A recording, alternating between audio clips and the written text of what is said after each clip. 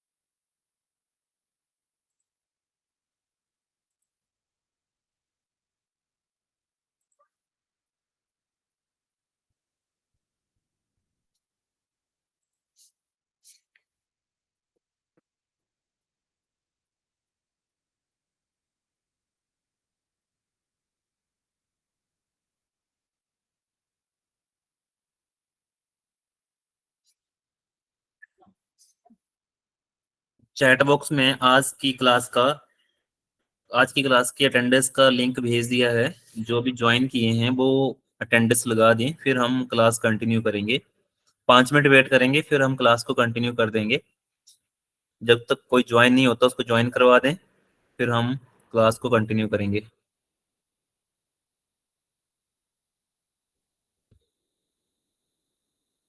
Chat box में देख सकते हैं साइड में, जैसे आपको दिखाई दे रहा है, यहाँ पे ये अटेंडेंस लिंक है।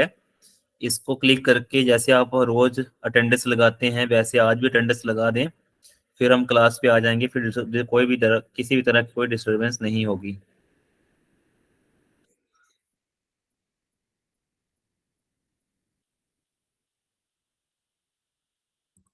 आज का जो टॉपिक है वो हमारा मेंटेनेंस के ऊपर है, जिसमें हम इंजन मेंटेनेंस को कवर करेंगे।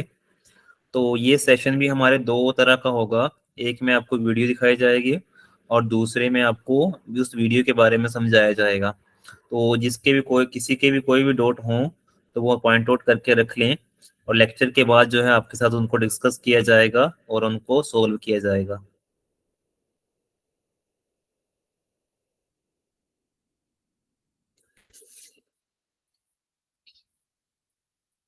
4 मिनट में क्लास स्टार्ट कर देंगे, तब तक सभी वेट करें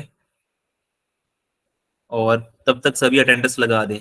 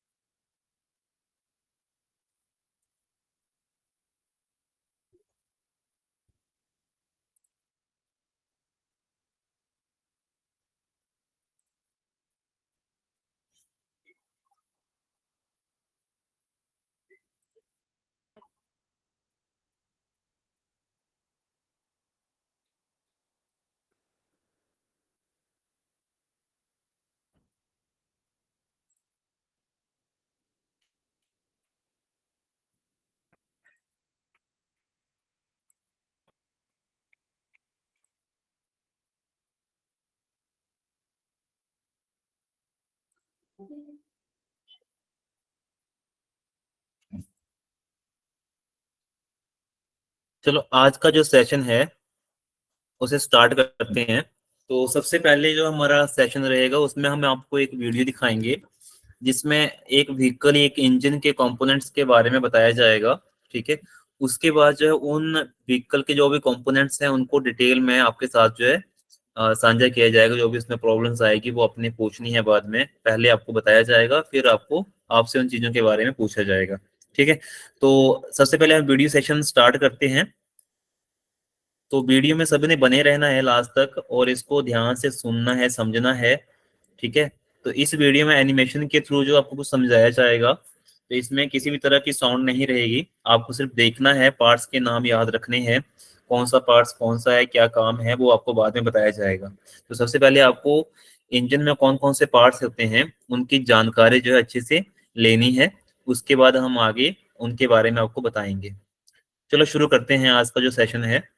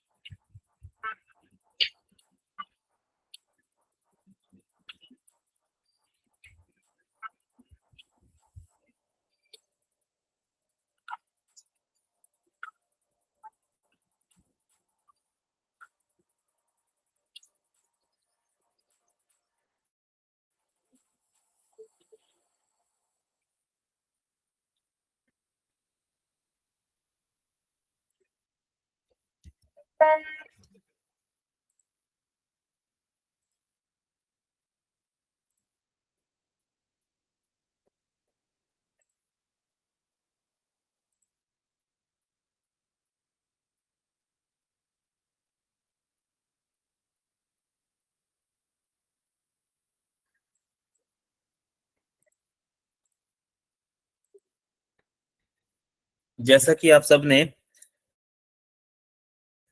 देखा कि एक इंजन के अंदर कौन कौन से कंपोनेंट होते हैं, तो अब आगे हम जो है डिस्कस करने वाले हैं उन कंपोनेंट्स की देखभाल कैसे करते हैं।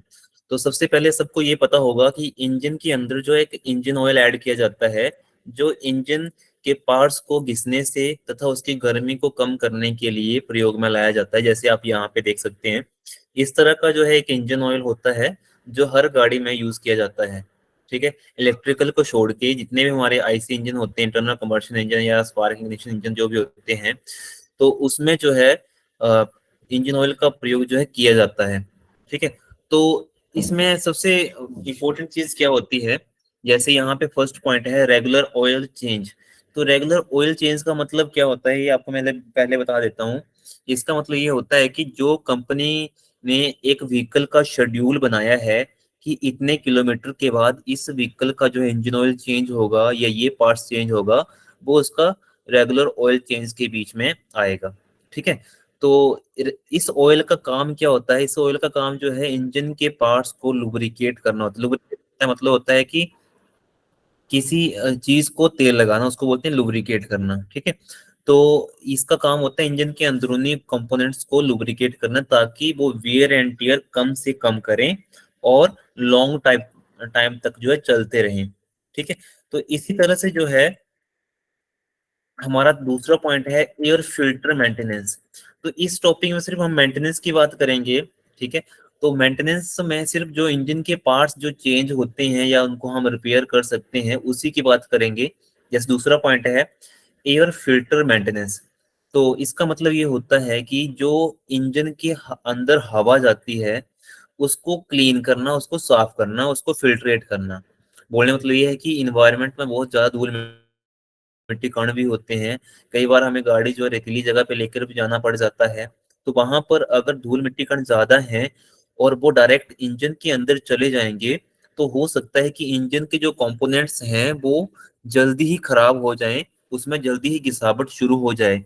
तो इस चीज से बचने के लिए इंजन के अंदर जो है एयर फिल्टर लगाया जाता है, जो इसकी घिसावट को कम कर देता है, इंजन की घिसावट को कम कर देता है, ठीक है। तो इस एयर क्लीनर को हम टाइम टू टाइम रिप्लेस भी करते हैं और इसको क्लीन भी करते हैं, ठीक है, ताकि इंजन की लाइफ जो है बनी रहे, ठीक है। और एयर जो फ्लो है वो चोक ना हो, यानी कि वो रुके ना, ठीक है। तो इसके लिए हम एयर फिल्टर की मेंटेनेंस करना बहुत ही जरूरी है। तीसरा पॉइंट है इंजन कूलिंग सिस्टम। तो कूलिंग सिस्टम मेंटेनेंस में क्या रहेगा? कूलिंग सिस्टम मेंटेनेंस में सबसे पहले होता है कि हमें इंस्पेक्शन करना है। इंस्पेक्शन मतलब हमें देखना है कि इंजन के अंदर कूलेंट का लेवल कितना है। कूलेंट क्या होता है पहले आप ये समझिए। कूलेंट एक ऐसा लिक्विड है जो वाटर के फ्रीजिंग और बॉइलिंग पॉइंट को बढ़ा देता है। एग्जाम्पल के लिए आपको पता होगा जो पानी है वो 0 डिग्री के ऊपर जम जाता है और 100 डिग्री के ऊपर जो है वो बॉईल होना स्टार्ट हो जाता है, ठीक है। अगर इंजन के अंदर नॉर्मल वाटर को डालेंगे तो वो जल्दी ही फ्रीज भी हो जाएगा और जल्दी ही हीटअप भी हो जाएगा। तो इस चीज से बचने के लिए हम इसमें कूलेंट का प्रयोग करते हैं, जिससे इसका फ्रीजिंग और बॉइलिंग पॉइंट जो है बढ़ जाएगा। बॉइलिंग पॉइंट बोले तो अगर पानी 100 डिग्री के ऊपर बॉयल हो रहा है तो वो 120-125 डिग्री सेंटीग्रेड के बाद जाके बॉयल होगा, तो इसका बॉइलिंग पॉइंट बढ़ गया। दूसरा अगर फ्रीजिंग की बात करें तो फ्रीजिंग में जैसे पानी 0 डिग्री के ऊपर जमता है, तो अगर हमने कूलेंट ऐड किया है तो वो जो है माइनस में चला जाएगा, -30 और 25 के बीच में चला जाएगा। इतने टेम्परेचर तक पानी जो है फ्रीज नहीं होगा। तो इसका फायदा ये होगा कि जब हम गाड़ी को किसी हिल एरियाज में जहाँ स्नो ज्यादा पड़ती है, ये ज्यादा ठंड होती है, तो वहां पर जो हमारा कूलेंट है वो फ्रीज नहीं होगा और इंजन का टेम्परेचर को बना के रखेगा, ठीक है।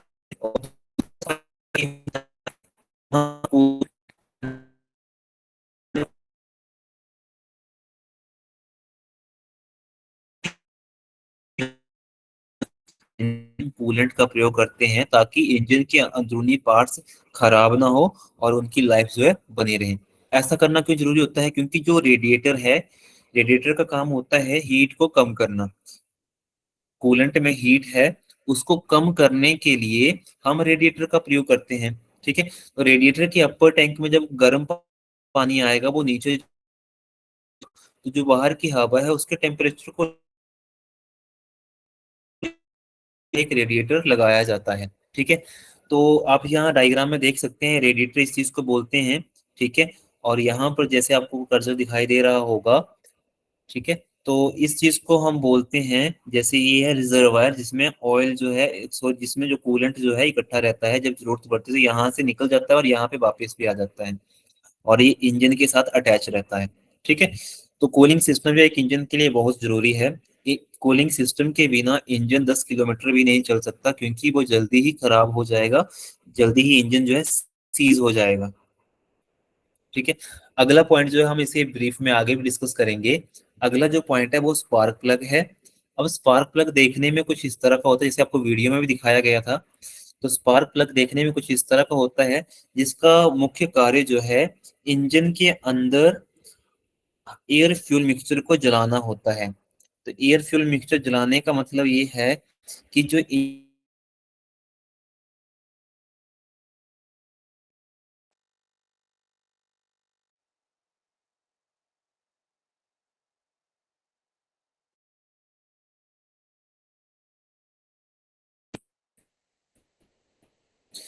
चिंगारी जो है स्पार्क प्लग की सहायता से ही आती है। ठीक है। तो इंजन में जो जब हमारी गैसेस छोटी सी जगह में इकट्ठी हो जाती हैं तो वहां पे टेम्परेचर बढ़ जाता है, जैसे छोटी सी चिंगारी निकलती है तो वो उसको वर्न करवा देती है। ठीक है। अब इसमें किन बातों का ध्यान रखना है उसके बारे में हम डिस्कस करेंगे। जैसे आप यहाँ पे देख सकते हैं, ये स्पार्क प्लग है। ठीक है। अब स्पार्क प्लग में जो है यहाँ पे आपको दो चीजें दिखाई दे रही होंगी। जैसे इस स्पार्क प्लग के बीच में गैप जो है ज्यादा है और इसमें कम है, ये नए वाला स्पार्क प्लग है। ठीक है। और ये जो है, जो हमारा लेफ्ट साइड है, राइट साइड है, वो पुराने वाला है। अब इसकी जो कंडीशन है, यहाँ से वो घिस गया है, पतला पड़ गया है और इसके बीच में गैप भी ज्यादा आ गया है। तो ये क्या करेगा, प्रॉपर वे से करंट को जंप नहीं कर पाएगा यहाँ पे, और अच्छे से जला नहीं पाएगा, जिससे इंजन की परफॉर्मेंस जो है कम हो जाएगी। तो इस परफॉर्मेंस को बनाए रखने के लिए हमें time to time spark plug को रिपेयर करना पड़ता है और इसको चेंज करना पड़ता है। रिपेयर बोले तो इसका जो गैप है उसको मेंटेन करना पड़ेगा। अगर ये गैप ज्यादा ही हो रहा है और यहाँ पे ये पतला हो गया है तो इसको चेंज करना पड़ेगा।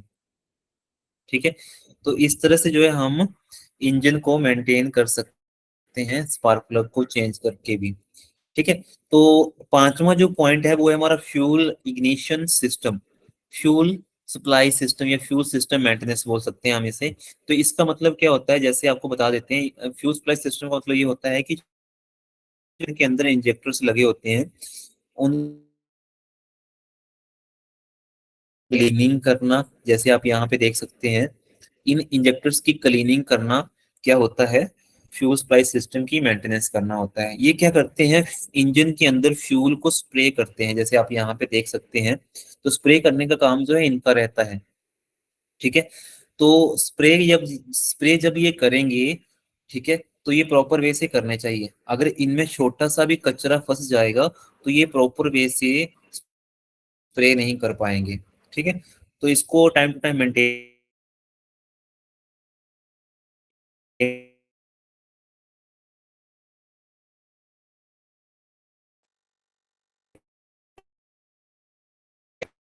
बरसात में जब बाइक बाहर खड़ी रहती है, गाड़ी में तो दिक्कत आती नहीं है। जैसे बाइक्स होते हैं, स्कूटर्स होते हैं, तो उनकी टंकी में क्या होता है,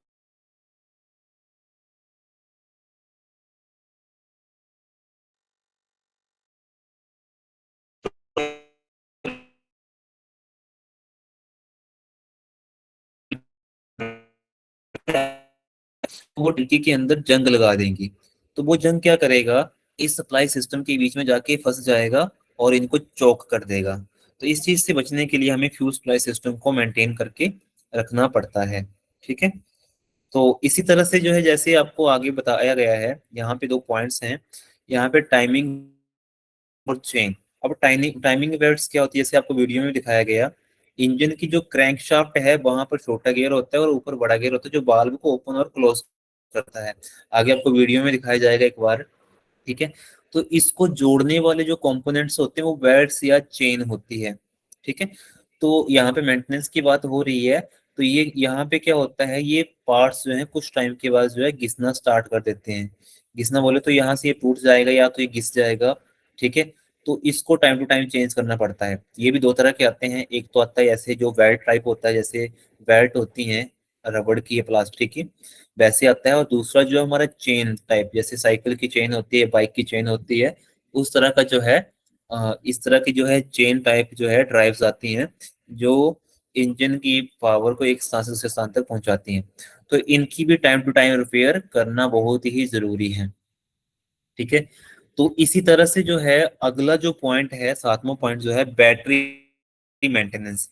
तो बैटरी मेंटेनेंस का मतलब क्या होता है, पहले आप ये समझिए।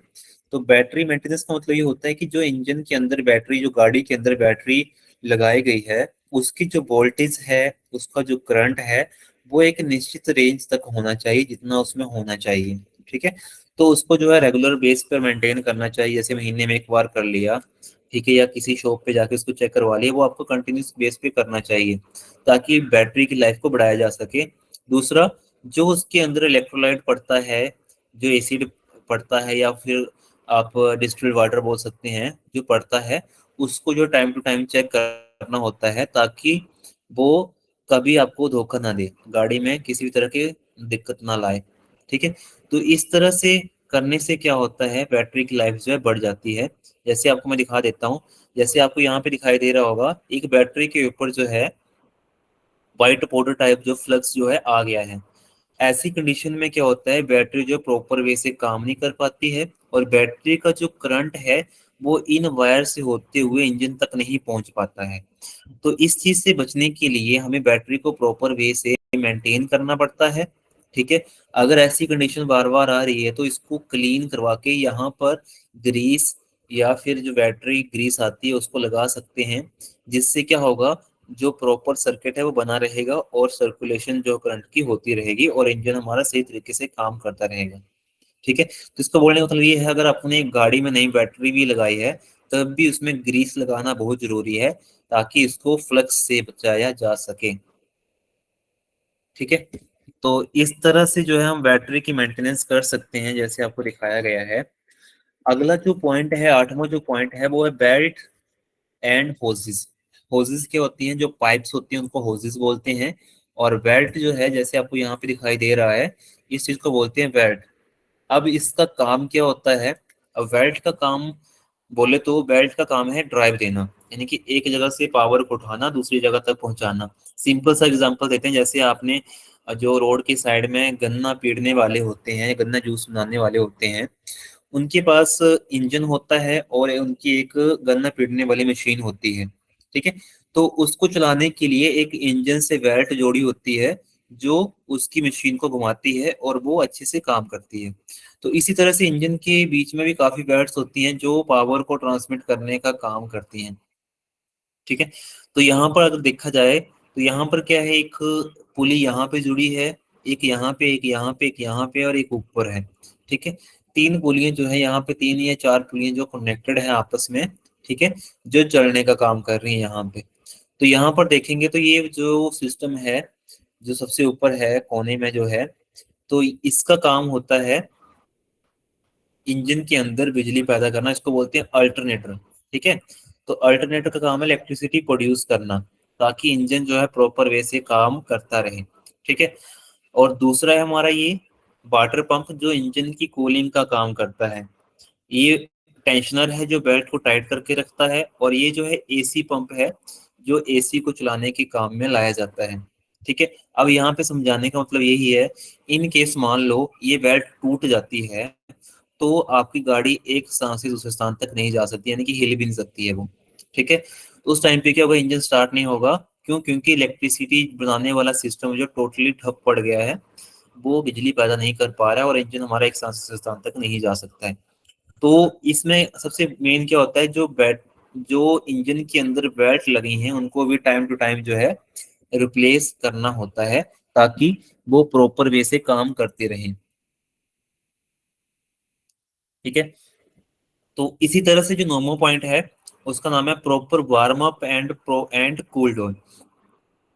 तो इसका मतलब क्या होता है कि जब आपने गाड़ी स्टार्ट की, ठीक है, स्टार्ट करने के बाद आपको गाड़ी को थोड़ी देर स्टार्ट ही रहने देना चाहिए। उसको ऐसे नहीं कि एकदम से जो है आपने एक्सीलेटर कर दिया और फर्स्ट गियर में डाल के गाड़ी को भगाना स्टार्ट कर दिया। तो इससे क्या होता है, जो इंजन की लाइफ है वो कम हो जाती है। तो इस चीज को करने से बचना चाहिए, ताकि इंजन की जो परफॉर्मेंस है वो बनी रहे। ठीक है। और दूसरा पॉइंट है, जब आप इंजन को बंद करते हैं तो इंजन को एकदम से बंद नहीं कर देना चाहिए। अगर इंजन का फैन ऑन है तो फैन ऑफ होने के बाद कुछ टाइम रुकने के बाद ही इंजन को ऑफ करना चाहिए, ताकि इंजन की लाइफ जो है बनी रहे। ठीक है। तो जो 10वां पॉइंट है यहाँ पर इंपॉर्टेंट पॉइंट्स है, ये है रेगुलर मेंटेनेंस शेड्यूल्स। तो रेगुलर मेंटेनेंस शेड्यूल का मतलब क्या होता है, पहले आप ये समझिए। जैसे आपको यहाँ पे एक चार्ट दिखाया जाएगा, तो इस चार्ट में क्या है, जैसे आप यहाँ देख सकते हैं लुब्रिकेटिंग ऑयल एंड फिल्टर्स। ठीक है। तो यहाँ पर लिखा है कि एवरी 5,000 किलोमीटर और 3 मंथ के बाद जो लुब्रिकेटिंग ऑयल जो है या फिल्टर चेंज करना चाहिए। तो ये जो किलोमीटर्स हैं, ये जो है डिपेंड करते हैं कौन सी कंपनी की गाड़ी है और कौन सी ग्रेड का आपने ऑयल उसमें डाला गया है, उसके अकॉर्डिंग जो है इसको कम चेंज किया जाता है। ठीक है। ये कई गाड़ी में 10,000 किलोमीटर भी होता है, या यहाँ पे 6 मंथ भी होता है।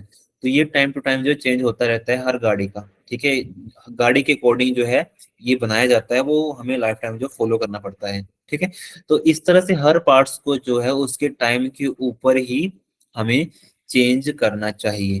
तो इस मैनुअल का मतलब ये है कि गाड़ी का एक शेड्यूल होता है जिसके अकॉर्डिंग जो है हम व्हीकल की मेंटेनेंस जो है कर सकते हैं या करवा सकते हैं। ठीक है, तो जो नेक्स्ट पॉइंट है, नेक्स्ट पॉइंट में हम यहाँ पे बात करेंगे कि जो ऑयल है उसको कैसे चेंज कर सकते हैं। तो चेंज करने का मतलब ये है कि जब गाड़ी काफी टाइम चल जाती है, ऐसे मान लो कि 10,000 किलोमीटर चल गई, उसका इंजन ऑयल चेंज करने वाला है, तो चेंज करते समय हमें किन बातों का ध्यान रखना चाहिए। ठीक है, तो सबसे पहले जो है हमें व्हीकल को जो है एक प्रॉपर जगह पर खड़ा करना होता है। ठीक है, प्रॉपर जगह पर खड़ा करने के बाद क्या करना है कि इंजन ऑयल की कंडीशन को चेक करना है, वो कंडीशन कैसी है, उसकी कंडीशन कैसी है। अगर वो ज्यादा ही ब्लैक हो, ज्यादा ही पतला या गाढ़ा है, तो उसको चेंज कर देना चाहिए। या फिर हमें कंपनी के मैनुअल के अकॉर्डिंग, अगर वो 10,000 किलोमीटर चल गई है, 8,000 किलोमीटर चल गई है, तो उस कंडीशन में हमें उस व्हीकल की जो है इंजन ऑयल जो है चेंज करना चाहिए। ठीक है, तो इसका बेनिफिट क्या होता है, इंजन के पार्ट्स की वेयर एंड टियर जो है कम होती है। ठीक है, तो यहाँ पर जो है कई तरह के इंजन ऑयल्स आते हैं, जैसे आप यहाँ पर देख सकते हैं। ठीक है, एक एक जो टाइप है, जैसे आपको मैं दिखा देता हूँ, एक जो टाइप है यहाँ पर मिनरल का है। ठीक है, दूसरा सिंथेटिक है, तीसरा सिंथेटिक। ठीक है, यहाँ पर तीन तरह के ऑयल्स हैं। अब इन तीन तरह के ऑयल जैसे वो दिखा देते हैं। तो यहाँ पर लिखा है कि यहाँ पर 5,000 से 7,000 माइल तक जो हम इंजन ऑयल को चेंज करना होता है। जो टोइंग एरियाज होते हैं, जो रूरल एरियाज होते हैं, वो 4 से 6,000, इनकी एरिया के अकॉर्डिंग जो हम इंजन ऑयल को चेंज कर सकते हैं। ठीक है, तो मिनरल ऑयल का मतलब ये है कि हम जैसे किसी कंपनी की गाड़ी की सर्विस जो है 10,000 से पहले करनी है, 10,000 तक करनी है, तो हमें इस ऑयल को यूज करने के बाद उसकी सर्विस जो टाइम से पहले करवानी पड़ेगी। इसमें किसी भी तरह की कोई भी लापरवाही नहीं करनी पड़ेगी। ठीक है, सिंथेटिक ऑयल में क्या होता है कि इसका जो गाढ़ापन है वो इसके मुकाबले ज्यादा होता है, और ये इंजन को ज्यादा प्रोटेक्टिव करता है। अगर आपका 100-200 किलोमीटर फालतू भी हो जाए तो इंजन को किसी भी तरह का कोई भी डिफेक्ट आने वाला नहीं है। तो सिंथेटिक ऑयल का इतना बेनिफिट हो जाता है। और सिंथेटिक ब्लेंड जो है इससे ऊपर आता है। ये सारे जो है इंजन की परफॉर्मेंस को बढ़ा देते हैं और इंजन की वेयर एंड टियर को भी कम कर देते हैं, घिसावट को भी कम कर देते हैं। ठीक है, अब अगला जो पॉइंट है यहाँ पर ऑयल फिल्टर रिप्लेसमेंट का। तो ऑयल फिल्टर क्या काम करता है, पहले आप ये समझिए। ऑयल के अंदर जितना भी डस्ट पार्टिकल होते हैं, कचरा होता है, उसको जो है क्लीन करने का जो काम है वो होता है ऑयल फिल्टर का। ठीक है, इंजन ऑयल फिल्टर भी होता है, एयर फिल्टर भी होता है, ये अलग अलग तरह के होते हैं जो इसको क्लीन करने का काम करते हैं, जैसे आपको डायग्राम में दिखाई दे रहा है। ठीक है, तो इसको भी जो है हर सर्विस में आपको चेंज करना पड़ता है। इंजन ऑयल फिल्टर, और जब भी तेल चेंज होगा तब ये चेंज करवाना पड़ेगा। अगर इसको चेंज नहीं करवाएंगे तो जो नया ऑयल डालोगे आप वो भी गंदा हो जाएगा। ठीक है, नेक्स्ट जो पॉइंट है, ठीक है, कि इंजन ऑयल को चेंज करने का प्रोसीजर क्या है। ठीक है, तो सबसे पहले क्या है, आपको व्हीकल को जो है पार्क करना पड़ेगा एक लेवल में। ठीक है, ठीक है, इंजन का जो इंजन जो ज्यादा गर्म भी नहीं होना चाहिए, नॉर्मल टेम्परेचर के ऊपर होना चाहिए, उसको पार करना है आपने। ठीक है, उसके बाद जो उसका ड्रेन प्लग होता है, जैसे आपको पीछे वाली वीडियो में दिखाया गया था, उसका जो ड्रेन प्लग है उसको ओपन करना है। उसको ओपन करने के बाद आपने इंजन को, अगर फ्लश करने की फैसिलिटी है तो फ्लश करना है।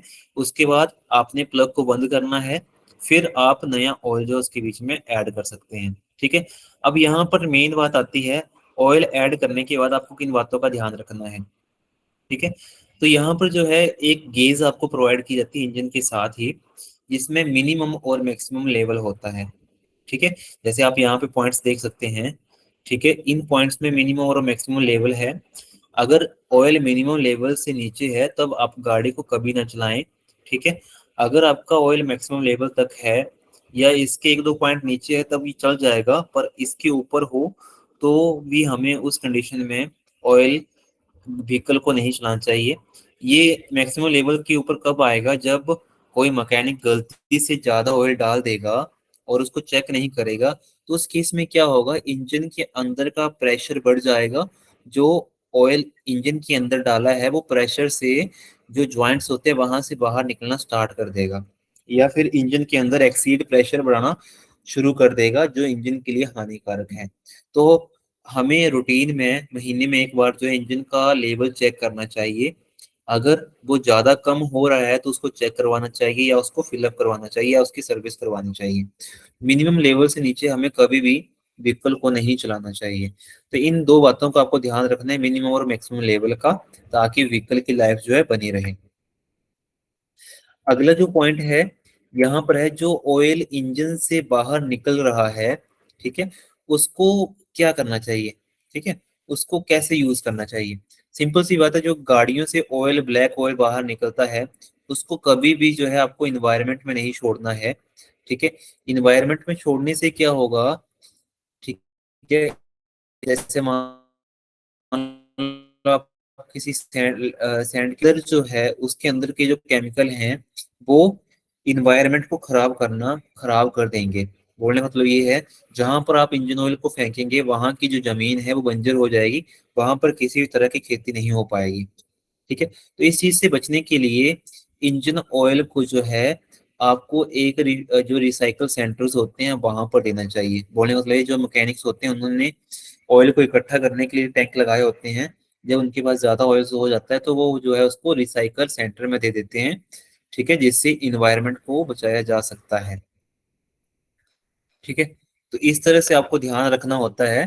ठीक है, तो अगला जो पॉइंट है, जो स्पार्क प्लग होता है, ठीक है, जैसे आप यहाँ पे देख पा रहे हैं, स्पार्क प्लग का आपको काम बता दिया है। ये कई तरह के होते हैं। ठीक है, अभी क्लास में पॉज लेते हैं। जिन लोग बच्चों ने अभी तक क्लास में अटेंडेंस नहीं लगाई है, वो लिंक के थ्रू अटेंडेंस लगा दें। लिंक जो है आपके साथ शेयर किया गया है, चैट बॉक्स में देख सकते हैं। मैं दोबारा से इसको शेयर कर देता हूँ। इस लिंक में आप अपनी अटेंडेंस लगा सकते हैं, और आपकी अटेंडेंस यहाँ से ही कंसीडर्ड की जाएगी। लिंक चैट बॉक्स में भेज दिया गया है, वहां पे आप जाके अटेंडेंस लगा सकते हैं। अगला जो पॉइंट है स्पार्क प्लग है। ठीक है, स्पार्क प्लग देखने में कुछ इस तरह के होते हैं, जैसे आपको पहले भी दिखाया गया है। ठीक है, तो यहाँ पर बात आती है कि इसको रिप्लेस करना क्यों होता है। ठीक है, तो यहाँ पर आप देख सकते हैं, कुछ डायग्राम्स दिखाई जा रही हैं आपको। जैसे ये स्पार्क प्लग जो है, ये एक ये जो है बिल्कुल ही खराब हो चुका है। ठीक है, यानी कि बर्न हो गया है। अगर ऐसी कंडीशन का जो स्पार्क प्लग अगर हम यूज करेंगे, तो इंजन की परफॉर्मेंस जो वो बहुत ही कम आएगी, बहुत ही बेकार आएगी। तो यहाँ पे देख सकते हैं, जो नॉर्मल स्पार्क प्लग है वो देखने में कुछ इस तरह का होता है। ठीक है, अगर किसी स्पार्क प्लग के अंदर कार्बन ज्यादा आ रही है, तो वो कुछ इस तरह का हो जाता है। ठीक है, ओवर हीटिंग की वजह से स्पार्क प्लग देखने में कुछ इस तरह का हो जाता है। ठीक है, प्री इग्निशन का मतलब ये होता है कि इंजन में पावर स्ट्रोक जो पहले ही बन जा रहा है, तो वो कुछ देखने में इस तरह का हो जाएगा। ठीक है, तो इस तरह की जो भी डिफेक्ट होते हैं, इस तरह के स्पार्क प्लग को हम यूज में नहीं ला सकते हैं। ठीक है, तो जैसे आपको यहाँ पे टॉर्च सीट का दिखाई दे रहा है, ब्रोकन इंसुलेशन का दिखाई दे रहा है, ऐसा कोई भी स्पार्क प्लग है तो इसको कभी भी यूज में नहीं लाया जाता है। ठीक है, तो जो अगला पॉइंट है कि जो स्पार्क प्लग हैं वो कितने तरह के होते हैं। ठीक है, यहाँ पे आप देख सकते हैं, स्पार्क प्लग जो हैं, जैसे पहला आया कॉपर टाइप, दूसरा है सिल्वर, तीसरा है प्लेटिनियम, चौथा है आयरेडियम। ठीक है, तो जो आयरेडियम वाला स्पार्क प्लग है, ये सबसे कॉस्टली स्पार्क प्लग होता है। इसकी जो कीमत है, नियर वो अबाउट जो है $100, यानी कि यहाँ का माना जाए तो 700 से 800 रुपए का जो है इसका कॉस्ट आएगा। ठीक है,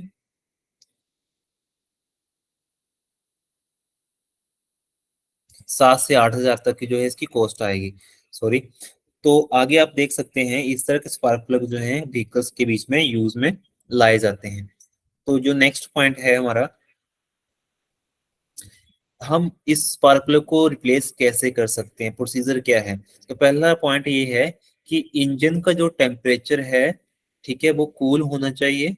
ठीक है, अगर इंजन आपका स्टार्ट है तो उसको थोड़ी देर रेस्ट करने देना है, उसके बाद उसमें जो आपने रिप्लेस करना है।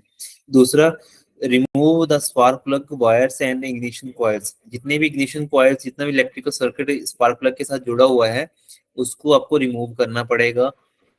उसके बाद स्पार्क प्लग शॉकेट्स को रेचेट की सहायता से जो है आपको लूज करना है।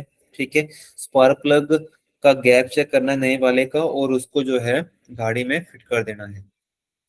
ठीक है, तो इस तरह की कुछ बातों का ध्यान रखना है आपको फिट करते समय। तो अगला जो पॉइंट है, जो इलेक्ट्रिकल सिस्टम व्हीकल्स के अंदर होता है, उसको कभी भी खोलने के बाद आपको चेक करना होता है। बिना चेक करे कभी भी आप उसको ना लगाएं। ठीक है, अगला जो क्वेश्चन है, benefit of spark plug, meaning की benefit of regular spark plug replacement. यानी कि अगर हम स्पार्क प्लग को रेगुलर रिप्लेस करते हैं तो उसका बेनिफिट क्या होता है।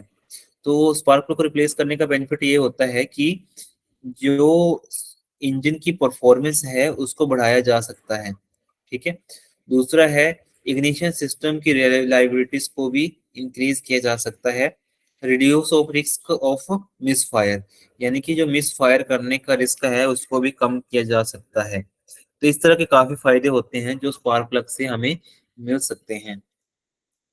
ठीक है, अगला जो पॉइंट है, टाइमिंग बेल्ट। ठीक है, तो टाइमिंग बेल्ट को रिप्लेस क्यों करते हैं, जैसे आपको पहले भी बताया गया था कि टाइमिंग बेल्ट जो है इंजन का एक मेन पार्ट्स होता है जो ड्राइव देने का काम करता है। जैसे आपको यहाँ पर दिखाई दे रहा है, यहाँ पर क्या होता है, जैसे जो ये बेल्ट्स हैं, कुछ टाइम के बाद जो है यहाँ पे क्रैक्स आ जाते हैं इसके बीच में। ठीक है, जब ये क्रैक्स आ जाएंगे तो जो बेल्ट है वो सही तरीके से काम नहीं कर पाएगी, पावर को ट्रांसमिट नहीं कर पाएगी और इंजन की परफॉर्मेंस को कम कर देंगी। तो इस कंडीशन से बचने के लिए हम बेल्ट को रूटीन बाय रूटीन जो है चेंज करते हैं। यानी कि कुछ किलोमीटर के बाद, जैसे मान लो 40,000 किलोमीटर के बाद या 80,000 किलोमीटर के बाद जो है बेल्ट को चेंज करना होता है।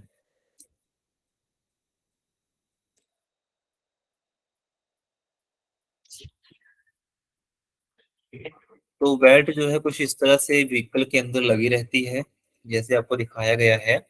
इस तरह से वो इंजन के बीच में अटैच रहती है और इंजन की परफॉर्मेंस को बनाए रखती है। ठीक है, तो ये एक सर्किट है, सिंपल सी बात है, ये एक सर्किट है। तो यहाँ पर क्या है, आपको वेल्ट्स के बारे में बताया गया है। जैसे आपको यहाँ पर दिखाई दे रहा है, ये हमारी ड्राइविंग पुली है।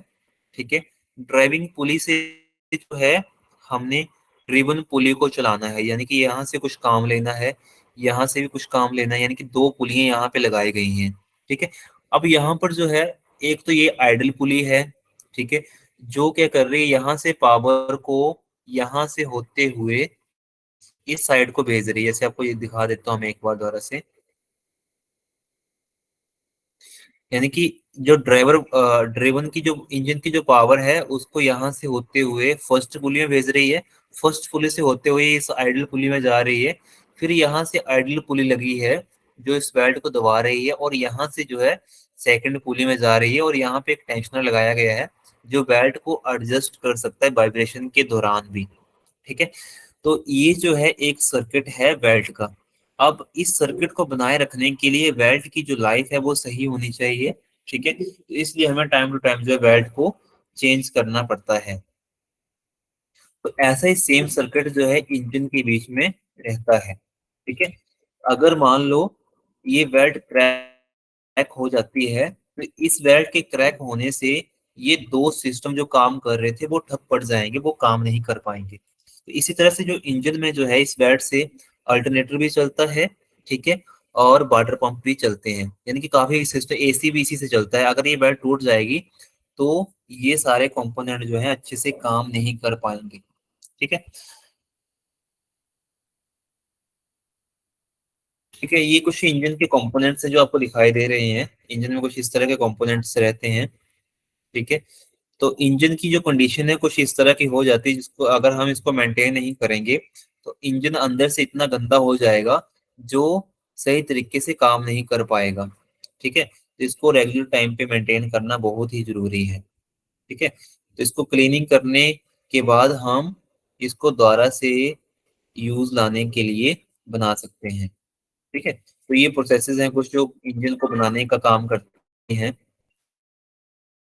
ठीक है, इंजन के एक इंजन के अंदर नियर अबाउट जो इतने कंपोनेंट्स होते हैं जो आप यहाँ पे देख सकते हैं।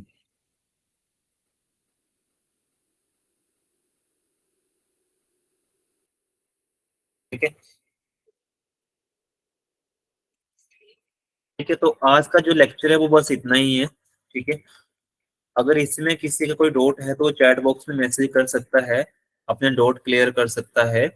ठीक है, किसी का कोई भी क्वेश्चन है वो फिल अप कर सकता है, अन्यथा हम क्लास को जो है क्लोज करने वाले हैं। अगर अभी तक भी किसी ने अटेंडेंस नहीं लगाई है तो वो अटेंडेंस लगा दें। ठीक है, और जो आपका पर्सनल ग्रुप है उसमें क्लास का स्क्रीनशॉट शेयर कर दें, ताकि आपके सुपरवाइजर आपकी अटेंडेंस को ले सकें और आपकी जो सैलरी है उसको सही तरीके से मेंटेन कर सकें, और आपकी जो रिपोर्ट्स हैं उसको पूरा किया जा सके। तो स्क्रीनशॉट लेकर आप अपने ग्रुप में शेयर कर सकते हैं, जिससे आपको भी बेनिफिट रहेगा। ठीक है, तो लिंक चैट बॉक्स में है, जैसे आप सबको पता है लिंक कहाँ से दिखाई देता है। सिंपल आपको जो है अपने फोन के थ्री डॉट में जाना है जो कोने में है। ठीक है, वहां पर जाते ही चैट बॉक्स की ऑप्शन आएगी और वहां पर लिंक पड़ा होगा। ठीक है, जैसे मैं दोबारा से शेयर कर देता हूँ यहाँ पे, अटेंडेंस लगा सकते हैं। जिनकी अटेंडेंस नहीं हुई है वो अटेंडेंस लगा दें, और जिनकी अटेंडेंस हो गई है वो क्लास को लेफ्ट कर सकते हैं।